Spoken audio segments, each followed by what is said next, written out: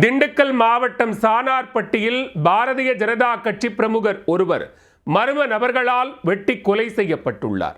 சொத்து தகராறில் சமாதானம் பேசச் சென்றவரை உறவினர்களே கொன்றார்களா? போலீஸ் விசாரணையில் தெரிய வந்தது என்ன? திண்டுக்கல் மாவட்டம் சானார்பட்டி அடுத்த கல்லுப்பட்டியைச் சேர்ந்தவர் பாலகிருஷ்ணன்.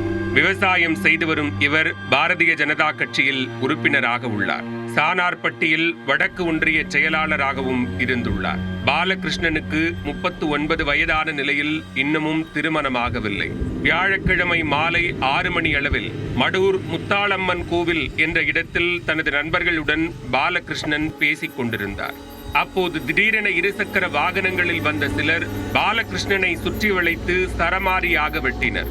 இதில் இரத்த வெள்ளத்தில் சம்பவ இடத்திலேயே பாலகிருஷ்ணன் உயிரிழந்தார். தகவல் அறிந்த சானார்பட்டி போலீசார் சம்பவ இடத்திற்கு விரைந்து சென்று பாலகிருஷ்ணனின் உடலை மீட்டு விசாரணை நடத்தினர். இதில் உறவினர்களுக்கிடையே ஏற்பட்ட சொத்து தகராறில் சமாதானம் பேசியதால் உறவினர் ஒருவர் கூலிக்கு ஆட்களை சேர்த்து பாலகிருஷ்ணனை கொலை செய்தது தெரிய வந்தது. அதிகாரிப்பட்டியைச் சேர்ந்த மாப்பிள்ளை உறவுமுறை கொண்ட விஜயகுமார், அவரது தம்பி கணேஷ்குமார் ஆகிய இருவரும் சேர்ந்து வேல்முருகன் என்ற பெயரில் மைக் செட் வைத்து நடத்தி வந்துள்ளனர்.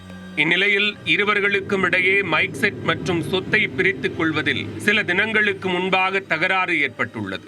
இதை அறிந்த மாமன் முறையான பாலகிருஷ்ணன், இருவரும் அடித்துக் கொண்டு மைக் செட்டை பிரித்துக் கொண்டால் நீங்கள் ஒன்றுமில்லாமல் ஆகிவிடுவீர்கள் என்று கூறி இருவரும் இணைந்து செயல்படுங்கள் என்று சமரசம் செய்துள்ளார். இதில் அண்ணன் விஜயகுமாருக்கு சாதகமாக பாலகிருஷ்ணன் பேசி வருகிறார் என்று தம்பி கணேஷ்குமார் நினைத்திருக்கிறார். தனக்கு மைக் செட்டை பிரித்துக் கொடுக்காமல் இருப்பதற்கு இவர்தான் காரணம் என்று பாலகிருஷ்ணனை தீர்த்து கட்ட அவர் திட்டம் போட்டுள்ளார். உள்ளூரைச் சேர்ந்த இருவர் மற்றும் வெளியூரைச் சேர்ந்த தனது நண்பர்கள் 4 பேரை வரவழைத்து 3 தினங்களாக பாலகிருஷ்ணனை நோட்டமிட்டுள்ளார் கணேஷ்குமார்.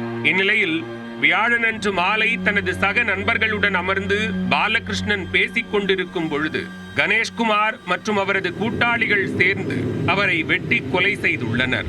இந்த கொலை வழக்கில் டி கல்லுப்பட்டி பகுதியைச் சேர்ந்த கஜேந்திரன் மற்றும் கொடைப்பாறைப்பட்டி பகுதியைச் சேர்ந்த சதீஷ் ஆகிய இருவரும் திண்டுக்கல் மாவட்ட ஒருங்கிணைந்த நீதிமன்றத்தில் சரணடைந்துள்ளனர்.